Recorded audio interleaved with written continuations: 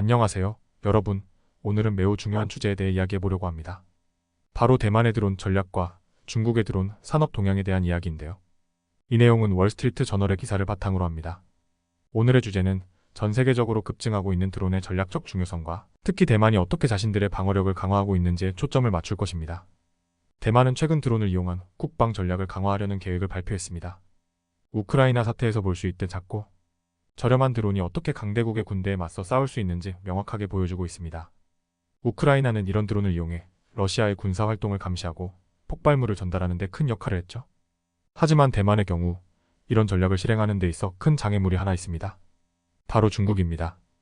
대부분의 저렴하고 효과적인 드론은 중국에서 생산되고 있는데 이는 중국이 언제든지 대만에 대한 드론 공급을 차단할 수 있다는 뜻이기도 합니다.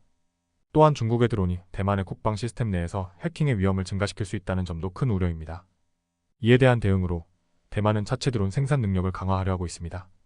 대만은 세계에서 가장 진보된 반도체를 생산하는 나라로서 드론 제작에 필요한 기술적 기반은 이미 갖추고 있습니다. 그러나 문제는 생산 규모와 경제성입니다. 대만 내에서도 대량 생산이 가능하도록 국내 업체와 협력을 강화하고 있으며 특히 중요한 기술 부품에 대해서는 중국 이외의 국가에서 조달하려는 노력을 기울이고 있습니다. 국제적으로도 대만은 자신들의 방위력을 강화하기 위해 미국과 같은 동맹국들과 협력을 강화하고 있습니다. 최근 미 국방부는 대만에 대한 국방 지원을 확대하겠다고 발표했는데 이는 대만이 더 많은 자율 시스템과 첨단 무기를 도입할 수 있도록 하는 것을 목표로 하고 있습니다. 여러분, 이처럼 작은 드론이 어떻게 한 국가의 국방 전략에서 중추적인 역할을 할 수 있는지 알 수 있었습니다. 대만의 사례는 특히 중요한데 이는 미래 국제 정세에서 소형 무기 시스템이 얼마나 큰 영향을 미칠 수 있는지를 보여주는 좋은 예입니다. 또한 글로벌 기술 경쟁 속에서 중국의 영향력을 어떻게 관리하고 대응해야 하는지에 대한 중요한 논의를 촉발시킬 것입니다. 다음은 유럽이 중국의 새로운 경제적 도전, 즉 중국 쇼크 2.0에 어떻게 대응하고 있는지에 대해 알아보는 시간을 갖겠습니다. 이 내용은 월스트리트 저널의 최근 기사를 바탕으로 하고 있습니다. 첫 번째, 중국 쇼크가 미국 제조업을 크게 위협했던 것처럼 유럽도 현재 중국의 경제적 영향력 확대에 직면해 있습니다. 하지만 유럽은 미국과 다른 방식으로 이 문제에 접근하고 있습니다.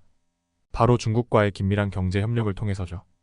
유럽의 많은 나라들이 중국의 자동차 회사와의 합작 투자를 확대하고 있으며 중국의 대규모 투자를 유치하고 있습니다. 예를 들어 스페인은 중국의 체리 자동차와 큰 계약을 맺었고 헝가리에서는 중국의 BYD가 전기차 생산을 시작할 계획입니다. 이런 유럽의 접근 방식은 1980년대 레이건 행정부가 일본 자동차 회사들에게 미국 내 공장 건설을 장려했던 전략과 비슷합니다. 하지만 중국의 경우 미국과는 달리 유럽은 국가 안보 우려를 덜 갖고 있으며 화웨이에 의해서 볼 수 있듯이 통신 인프라에 중국 기업을 활용하는 데 더 개방적입니다. 중국과의 이러한 경제적 통합은 유럽에게 이점을 제공할 수 있지만 동시에 위험도 동반합니다. 유럽 자동차 산업이 중국과 긴밀히 통합될수록 미국과의 관계에서는 긴장이 고조될 수 있습니다. 실제로 유럽은 중국보다 미국에 더 많은 제품을 수출하고 있으며 미국과의 무역 관계를 해치지 않기 위해 균형을 잡아야 할 필요가 있습니다. 그럼에도 불구하고 유럽은 중국과의 협력을 통해 전기차 기술과 같은 미래 산업에서 경쟁 우위를 점하려 하고 있습니다.